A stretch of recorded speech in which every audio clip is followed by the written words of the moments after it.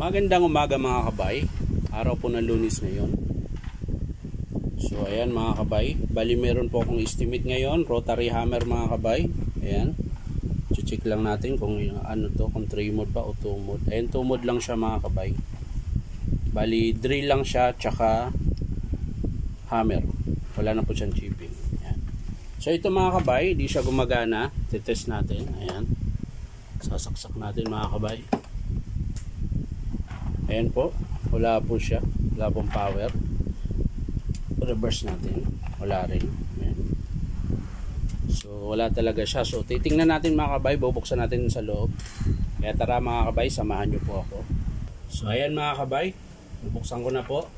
So titest na natin yung wiring, tapos switch tsaka carbon.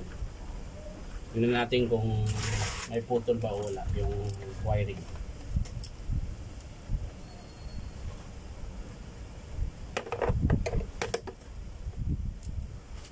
Ngayon natin sa cord mga kabay. Yan.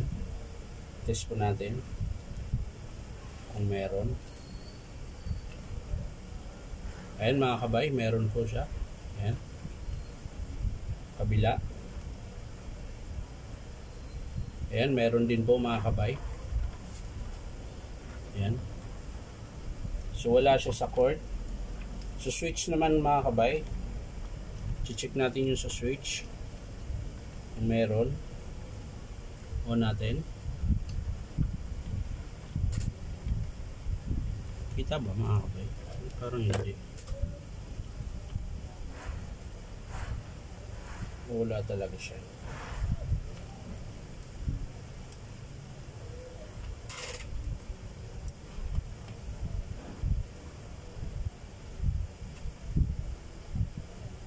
Ayan. Ayaw. So wala pong ano yung switch na mga kabay.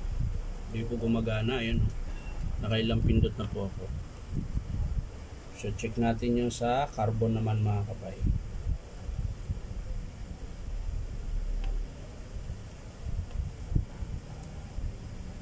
Ayun, meron. So ayan mga kabay. Pakita ko lang sa inyo.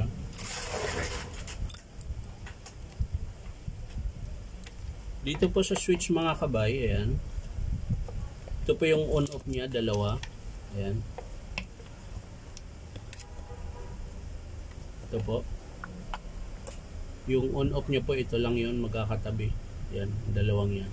So, titest natin mga kabay. Ayan. Tutusok natin dyan.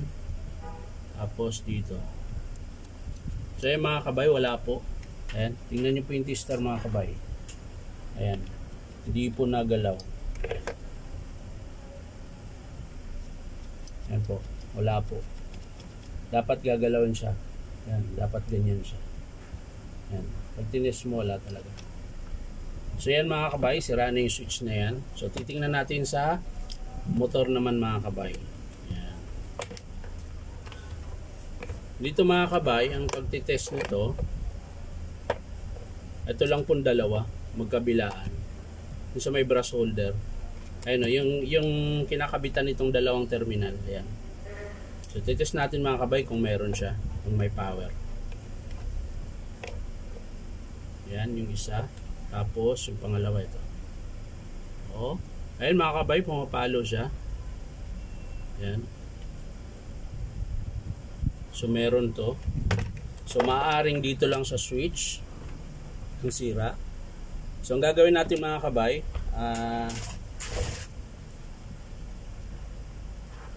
i-rekta natin mga kabay para malaman talaga natin na ito ang sira. I-rekta natin mga kabay.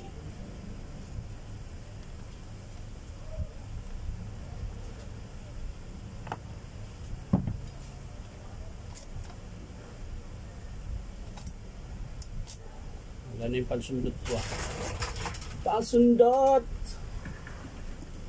Nasaan ka na?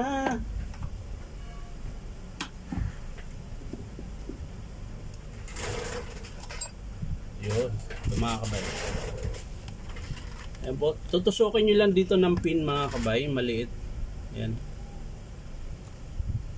Ayan. Pag tinusok niya mga kabay, mabubunot nyo na to.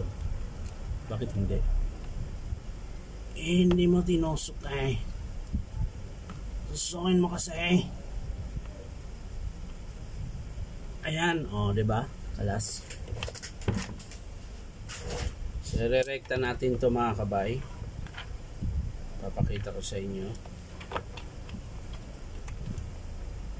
Pati itong kabila mga kabay, kunin natin. Ayan po. Ayan. So itutusok natin dito mga kabay, yung terminal nya. Ayan, yung isa. Ayan. Tapos kuha tayo dito ng wire.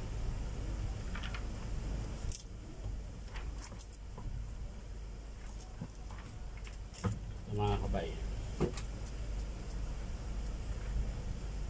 Ganyan lang yan mga kabay. Ayan.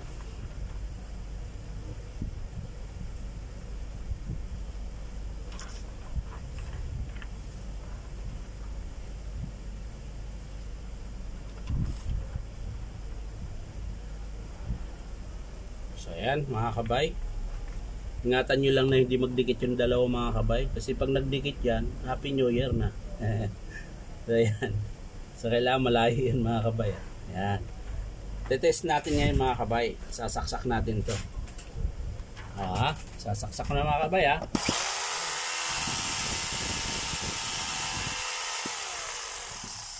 So gumagana mga kabay.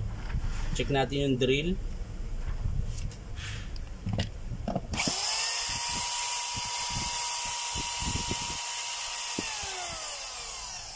Gumagana mga kabay. Check naman natin yung hammer niya kung malakas. Ayan. Kakabitan natin yung bala mga kabay. Ayan. Tapos iti-test natin dito sa mahiwaga kong mesa. Ayan. So ayan. Ingatan mo yung dito mga kabay. Baka magdikit. Ayan. Sasaksak na natin.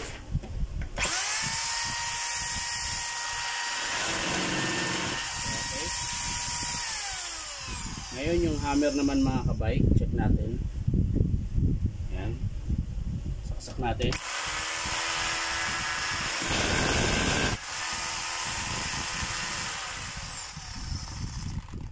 So ayan mga kabay, okay pa siya. Okay pa yung hammer, drill, reverse, okay din mga kabay. So ang papalitan natin dito mga kabay pag in-approve ng customer ay switch lang po. Ayan. Ito lang po yung papalitan natin, yung switch. So ayan mga kabay. Maraming salamat mga kabay. Pa-like and share na rin po. Tsaka syempre, pa-subscribe na rin sa YouTube account ko na Inom Tabay pa rin ang pangalan. Ayan. So, hindi ko na ipakita sa inyo pag-buo nito mga kabay. Kasi hindi pa naman to okay. Sarap yung switch. Papakita ko na lang sa inyo pag in-approve ng customer.